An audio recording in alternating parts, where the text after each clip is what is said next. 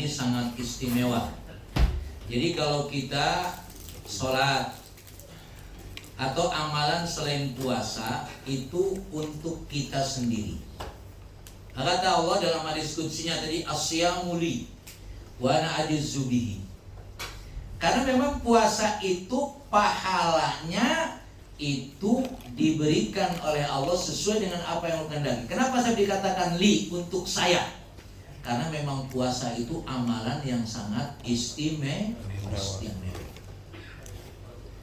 Sebetulnya kalau kita lihat, Allah memerintahkan kita untuk puasa. Nah makanya kalau kita lihat ayatnya, ya ayyuhalladzina amanu kutiba. Orang beriman diwajibkan. Kalau dalam bahasa itu namanya majhul. Yang memerintahnya nggak ada itu. Diwajibkan. Kalau nyata mestinya bukan kutiba, kataba, Allah mewajibkan. Karena memang puasa itu menjadi kebutuhan kita secara fitrah. Dalam teori medis jelas ya, puasa itu dari sisi kesehatan luar biasa. Nah, kenapa asyamuli? Artinya begitu puasa itu amalan yang sangat istimewa sampai Allah mengatakan untukku. Itu nilainya berarti luar biasa. Jadi makanya puasa ini tidak akan bisa dilakukan kecuali oleh orang yang beriman. Makanya tadi antum harus pastikan puasa tidak berdiri sendiri tadi. Tidak hanya puasa saja, tapi i'tikaf dan lain sebagainya. Karena kalau seperti kita hanya menjadikan puasa saja, yang terkesan lapar dan haus. Tidak menikmati tarawih, tidak menikmati baca Quran, tidak menikmati bersedekah, tidak menikmati bagaimana memberikan kepada orang yang berpuasa. Sehingga begitu Bapak-bapak? Baik. Lanjut Pak Sugeng. Ibrahim alaihissalam. Datang malaikat maut ke Nabi Ibrahim. Lalu kata Nabi Ibrahim, kalau bahasa saya, ente ngapain kemari? Kata malaikat maut, ya ngapain lagi? Dia mau nyambut nyawa ente lah kira-kira. Terus kata Nabi Ibrahim, ana khalilullah. Saya ini kekasih Allah. Masa CS mati? Kira-kira gitu ya. CS saya ini sama Allah, masa CS mati? Malaikat bingung juga, iya juga ya. Lapor lagi dia kepada Allah. Ya Allah, Ibrahim khalilu.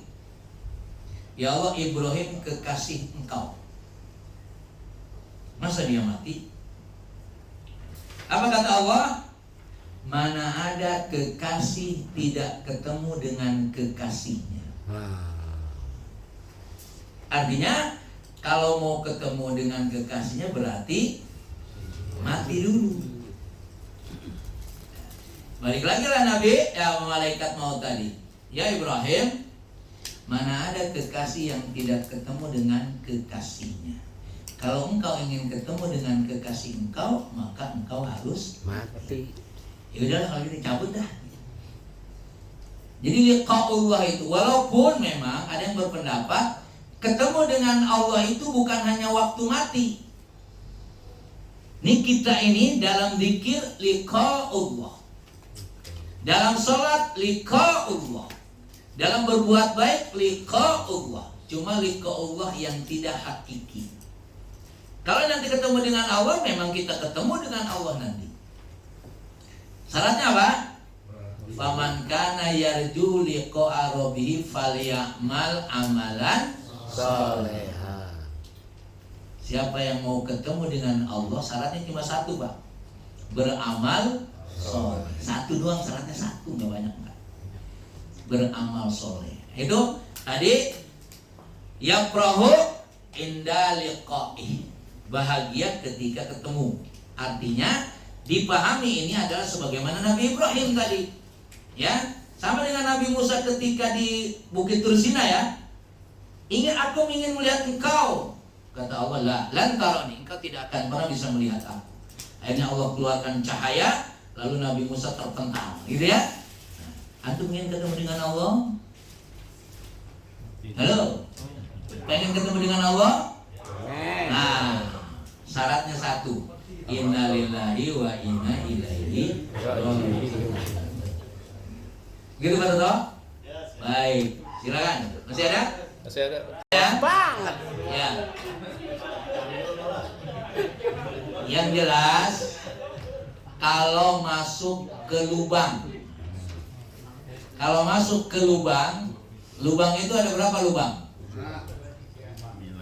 Hah? 7 apa 9? Kalau itu. 7 apa 9?